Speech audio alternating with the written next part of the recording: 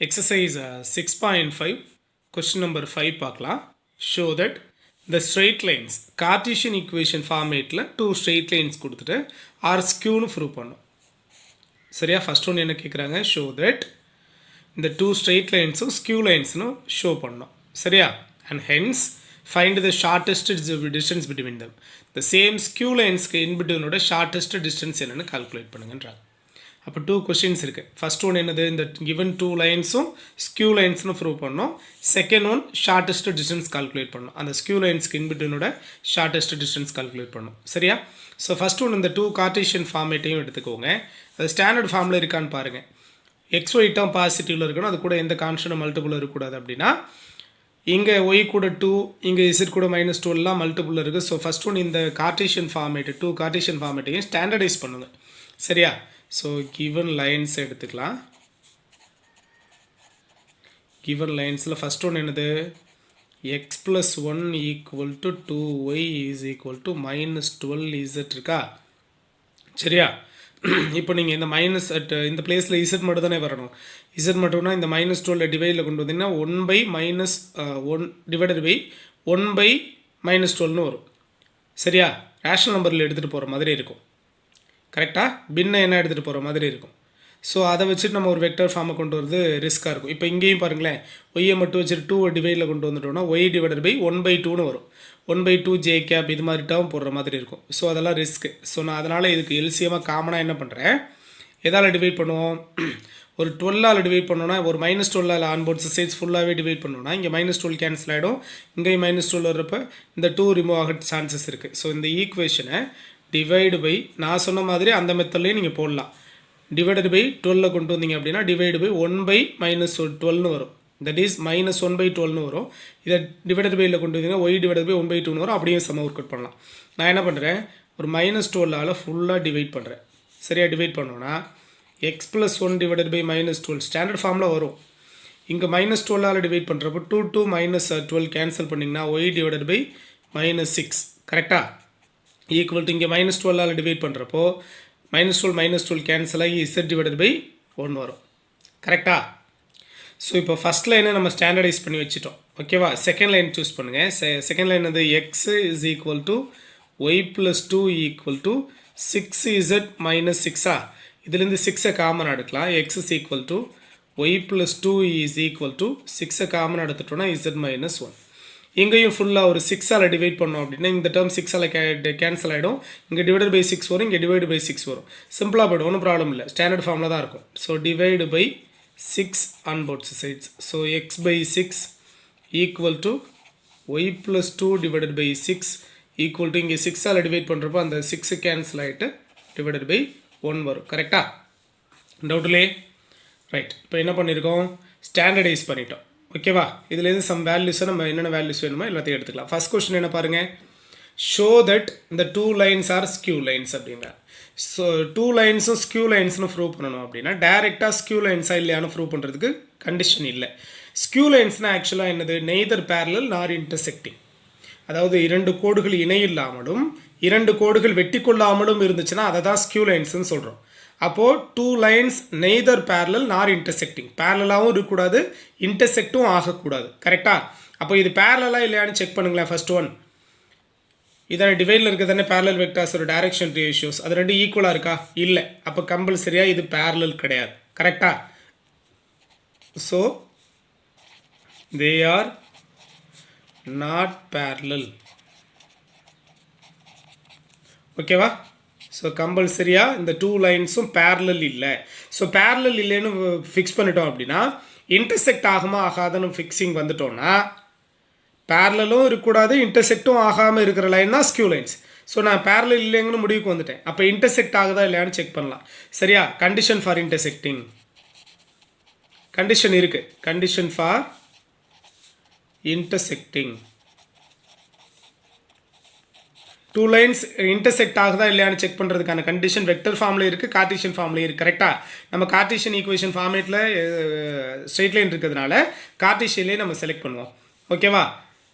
x2 - x1 y2 - y1 z2 - z1 b1 b2 b3 d1 d2 d3 is equal to 0 or formula என்னது vector formatல c vector minus a vector dot b vector cross d vector equal to 0 கரெக்டா இதில் any ஒன்று நம்ம choose பண்ணிக்கலாம் இதில் first one choose பண்ணோன்னா கூட நீங்கள் கன்ஃபியூஸ் ஆவீங்க ஏன் சார்னா செகண்ட் கொஸ்டினுக்கு and also find the shortest distance கேட்குறாங்க ஷார்ட்டஸ்ட் டிஸ்டன்ஸுங்கிறப்போ நம்ம இதை தான் ஃபார்முலாவில் யூஸ் பண்ணுவோம் ஸோ இங்கே இந்த கண்டிஷனே சூஸ் பண்ணி நீங்கள் ப்ரூவ் பண்ணி காமிச்சிங்கன்னா இது டிஸ்டன்ஸ் கால்குலேட் பண்ணுறதுக்கும் இதே வேல்யூவை யூஸ் பண்ணிக்கலாம் ஆக்சுவலாக இது ரெண்டுமே சேம் தான் லெஃப்ட் சைடு இதுவும் சேம் தான் இதோட வேல்யூ தான் இதுக்கும் வரும் எந்த ப்ராப்ளமில் நீங்கள் கண்டுபிடிச்சி அப்ளை பண்ணிக்கலாம் ஆனால் நீங்கள் ஃபார்முலா போகிறப்போ யோசிப்பீங்கன்றதுனால நான் வெக்டர் ஃபார்மே கூட சூஸ் பண்ணிக்கிறேன் சரியா வெக்டர் ஃபார்மை வேணால் சூஸ் பண்ணிக்கலாம் இப்போ ஃபஸ்ட் ஒன்று ஏ வெக்டர் என்னன்னு சொல்லிடலாம் ஏ வெக்டர் ஃபஸ்ட்டு லைன்லேருந்து பாயிண்ட்டு கரெக்டாக ஃபஸ்ட் லைன்லேருந்து பாயிண்ட் சொல்லுங்கள் இங்கே 1 மட்டும் தான் இருக்குது ஸோ ஃபார்முலா கூட கம்பேர் பண்ணிங்கன்னா எக்ஸ் மைனஸ் 1 வரணும் that is x minus x1 அப்போது -1 into i cap minus i cap கரெக்டாக ஸோ பாயிண்ட் சொல்லிங்கன்னா -1 0 0 ஸோ மைனஸ் ஐ கேப் மட்டும்தான் கரெக்டாக செகண்ட் லைன்லேருந்து பாயிண்ட்டு சொல்லுங்கள் சி வெக்டர் செகண்ட் லைன்லேருந்து பாயிண்ட் சி வெக்டர் இங்கே எக்ஸ் மைனஸ் x1 வேல்யூ கிடையாது y minus y one value -2 so -2 j cap ஓகேவா z minus z1 value plus k cap ஸோ இப்போ a vector and c vector கிளியராக இருக்குது பேரலல் வெக்டார் வாங்க first லைன்லேருந்து parallel vector b vector is equal to -12 i cap -6 j cap plus k cap second லைன்லேருந்து parallel vector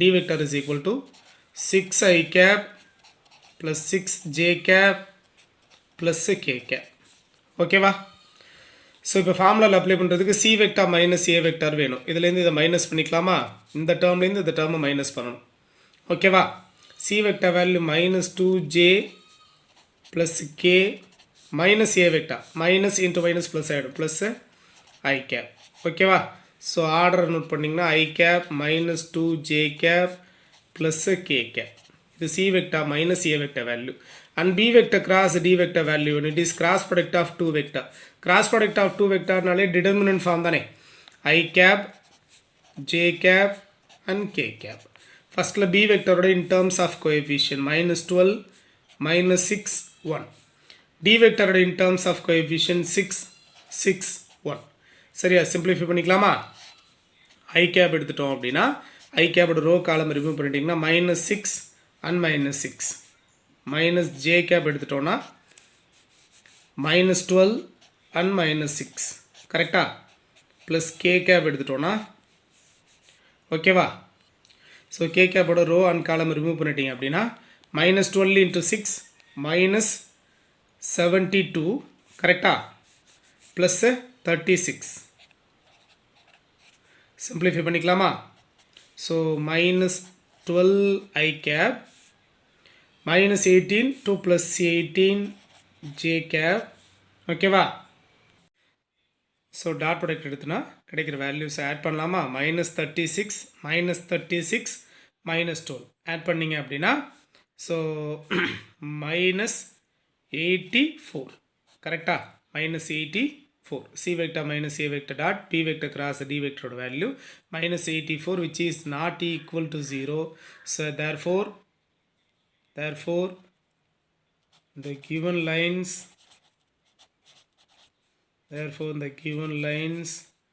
are not intersect